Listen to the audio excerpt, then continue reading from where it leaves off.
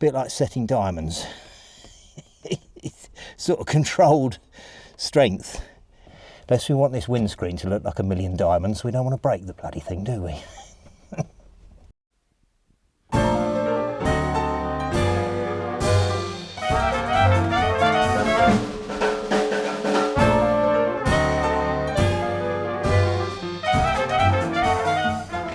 Well, Roma's off to summer in Italy, lucky thing. That'd be nice, wouldn't it? But in advance of that, I'm doing a little bit of prep work, getting it just right, a few little teething problems, various things we're doing on it. And some of it's been a bit vexing, I must admit. And if I was in Italy, I'd be chucking myself in the Tiber, I expect, just because I'm so frustrated by it. But anyway, we'll get to that in a minute. First off, changing the windscreen seals, we had a bit of leak on it, so we get the screen back in it, and then we can maybe have a look at some of the other stuff that's been going on. Yes, yeah, it's you know, we want it watertight, particularly if you're going to drive in the Tiber. So let's have a look at it.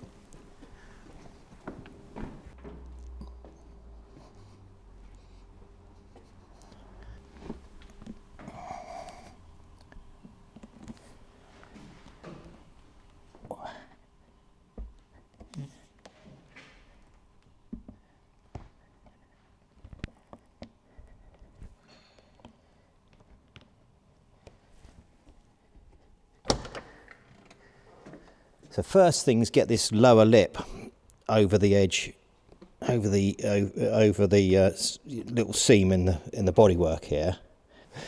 Right, so we start with this. If we can tease this over, and then we should be able to make a start. But yeah, it's an awkward thing. It's a very, very awkward thing to do, and particularly with the new rubber. It's bad enough with the old one, but with the new one, it's quite awkward. It's supple, but it's still awkward. They always are. And of course, you've got to go a bit gently because you don't want to mess anything up. You know, we don't want to scratch the screen. We certainly don't want to break the screen, and we don't want to tear the rubber. So it is something we have to be a little bit careful with. And also don't want to scratch paint, do we? So it's one of them things. You need quite a bit of strength and a bit of sort of care at the same time. So a bit like setting diamonds. It's sort of controlled strength, which was, yeah. See my mate when we used to work at the jewellers doing this diamond setting. It was remarkable how much effort you have to put into that, but in a very, very controlled way. So as not to mess anything up. But anyway, that was a different thing. Different discipline, that. And what we've got to remember is, you know, unless we want this windscreen to look like a million diamonds, we don't want to break the bloody thing, do we? So you see, sort of teasing it out gently and carefully. So we don't want to slip and we don't want to tear the thing. And this is a bit brutal. We have to be careful with this little look, not to slip and not to, you know, not to twist it into it and puncture it. So you know, it's a bit awkward. A bit like, you know, when you're refitting your tyres on your racing bike, innit? Or your BMX, or your grifter, or your chopper, depending on your age. But yeah, it was a, you know, you don't want to pinch the inner tube going in. So similar, I mean, obviously you ain't got to, this ain't going to be inflated, is it? So it's not quite the same, but we still don't want to damage it or have holes in it. So you've got to be a bit careful with it. So sort of tease it through and round, and it ain't always easy to do. And sort of, I don't know if there's any truth in it, but I sometimes find that sort of modern materials aren't quite of the quality they used to be, you know, because of the manufacturing changes, and sometimes that's to do with health and safety, you know, that the noxious chemicals used for, you know, to keep that rubber sort of more supple, as it were, you know, has been replaced, or it's got more sort of a silicon in it, which isn't, you know, wasn't available back in the day. And sometimes, you know, things change. See, I don't know why, and I don't know, you know, and that's not scientific, that's anecdotal. So, you know, don't take it as gospel, it's just my thoughts. Right, so we're sort of getting in here, you see, as we go, and then you've got to sort of try and pull it down a bit, and we've got to flick the bottom edge over the bodywork, but we'll look at that in a minute. And I've got to do that side. So we're gradually getting it in, and then we sort of have to move it down as we go. It is tricky. A lot of people use a rope to pull them in with, but then, and they zip them straight in, but I do it this way a bit more carefully. A lot of people use rope and a washing liquid, but that's great on something that's got curved corners. It's a lot easier to do. And one that's got the rubbing strip that you fit afterwards, well, of course, this has got the stainless steel, has to go in before you fit it.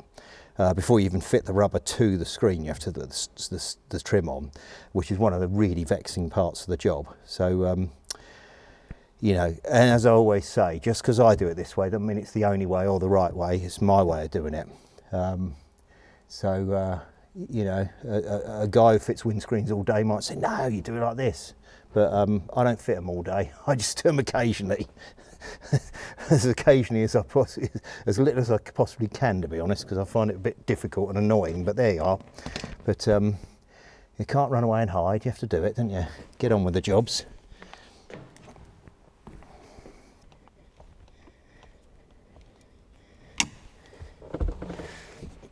Yeah, so what I've done is I've pushed in from here with one of these things to get the lip over the ridge here, as it were. So I'm using this to sort of start it, and I'm using the hook to tease it round. And as I say, there's don't take it as a lack of confidence when I say there's other ways of doing something. It's purely that there is, And as I said, that's that 5,000 hours to become a master. Well, I ain't going to spend 5,000 hours learning to fit windscreens or practicing fitting windscreens, and I wouldn't want to be honest. But there are people that will have done, just because that's what they do, and they're going to be very, very good at it. So it's not for me to say this is the best way to do it. It's for them to say it's the best way to do it, and that's why I'm saying things like that. It's that there's always there's more than one way to skin a cat. Although why you'd ever want to skin a cat, I don't know. I've never really understood that saying. Shot an awful lot of tigers. Yes, I use a machine gun. I don't know what it's all about.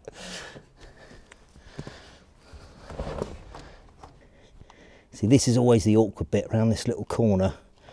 This is where it can be awkward, and you have to be careful not to tear it. It can get caught up. So you tease it round as careful as you can. So this hook is great, but as I say, you don't want to overuse it and then pierce the thing. And you see, there we go, popped over. You see, so we popped it over. So that's good. And see, now we've got to get the top edge in. We've got to move it down to do that. But before we do that, to get it down, we'll have to get it to sort of slip down through the bodywork a bit, which means we've got to work on the outside in a minute. So we'll go out and have a look at that. But you can see I'll just pull it down a bit there, and you sort of force it down on this side. Just before we go, you just sort of tease it down on here the best you can. And then we're going to go outside, and then we're going to try and hook it over onto the bottom, onto the bodywork. And that's where we've got to be careful about the paint, not to scratch the paint. Now I might just get a bit more of this on before we go out there.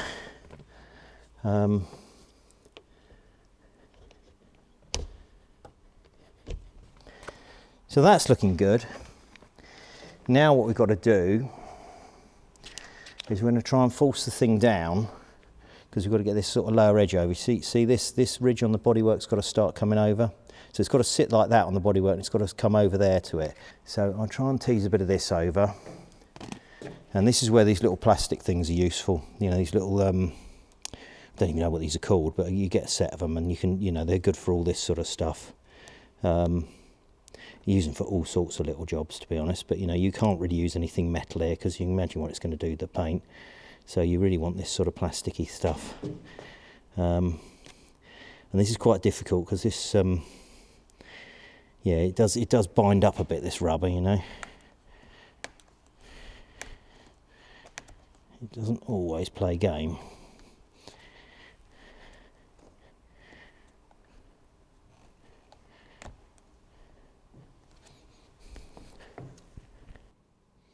Yeah, so I might be sort of tease it out like that carefully.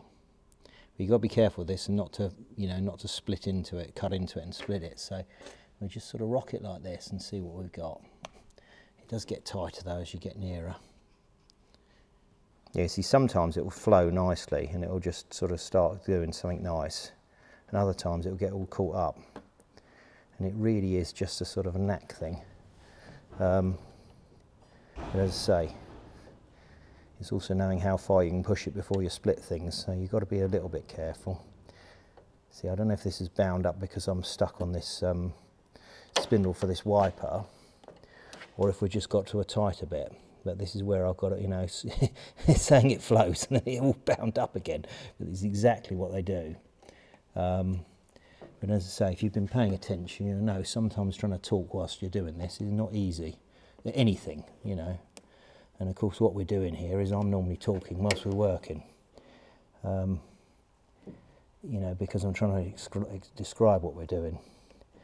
It's not some sort of voiceover afterwards. See, because we've got all the weight of the screen pushing down on here, but also we want it to push down on here, don't we? Because we're trying to get it to, you know, sit in there, because we've got to get that right down before we can get the top in. But this is why we're trying to pull this bit over at this stage. Now I actually do have a spare screen for one of these, and I have a spare screen for the Maseratis that I work on, purely because, you know, if we do have a trouble, you know, I can sort it out. So, you know, this is imminently off to for its Italian trip. If I break this screen and we got a problem getting one, you know, that could be a big issue. So, you know, because some of these cars were prepared for people to go on these continental trips and so on, I do keep a couple of things back just in case, you know. And again, if they're out and about and the screen breaks, you know, we could always get it, you know, build a crate and get it shipped out to them if they can't find one. I mean, although you know, you'll find one in Italy, it won't be a problem. You know, it's one of the joys of these things. But, you know, it's just what I do, just to, you know, if you're prepared, you don't need it, do you? It's when you're ill prepared that things go wrong. Isn't it what my mate says? He says, fail to prepare, prepare to fail. There's some truth in that.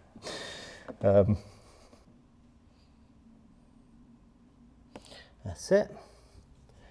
So, from there, what you have to do is you have to force it down a bit before we start trying to flick the top in. In here always easy. Although it's better on a sort of warmer day. Depth of winter, you know, these things don't want to move. You do struggle a bit like messing around with the old wiring looms on them. They're all brittle in the winter, you know, you have to get some heat into them. Always a bit better, you know. Sometimes when we're doing wiring, put the fan heater in there for a little while just to warm everything up so that it's sort of supple enough to move. Which you can do something similar with these, but you know, anyway. Right, let's see what we can do now. So if I get this bit through, it might help relieve the stress on that corner a bit. Do you see? I'll pull that round. It's moving along in the right way, but it's still awkward. But they are. It was never going to be an easy job, was it?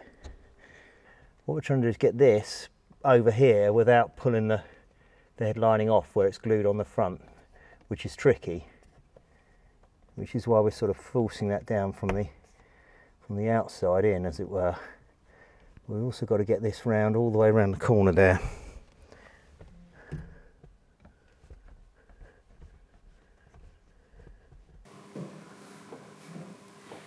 Try and force that down a bit, see? See, it's starting to sit down, isn't it? It's starting to get there.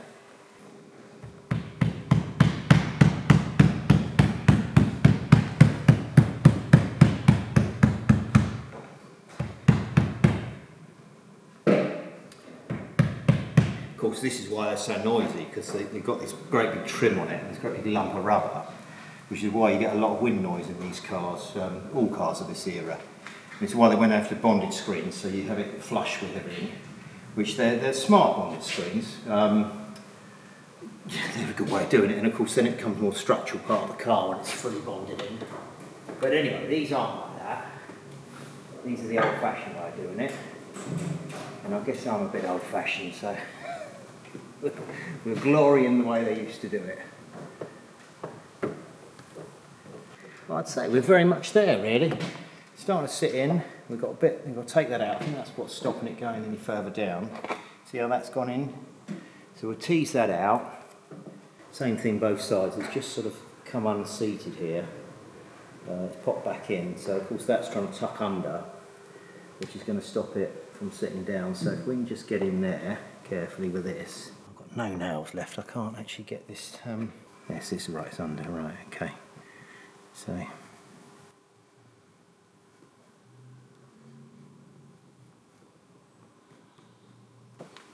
I mean, it's remarkable. They make these things for this stuff, you know. I mean, there was a time when you couldn't get things like this. You know, it's just amazing what's remade for these cars now. Now, these come out of Italy. I get them from Superformance, but they come from the chaps in Italy, I think. But, you know, it pays for me to buy them from Superformance, obviously, because it's a lot easier. One of the horrors of Brexit is that I can't buy these things the way we used to, isn't it? But there we are. There we are. Not everyone thinks alike, which is just as well. So not everyone agrees with me. There we are. Right. Yeah, I mean, that's good. That's good. I mean, we'll have to settle it down a bit. And obviously you don't want it to leak. And that's good. Quite pleased with that. Well, pleased because it's over with. My poor old thumbs and fingers are all sore now. So it pulls in here and everywhere. Oh.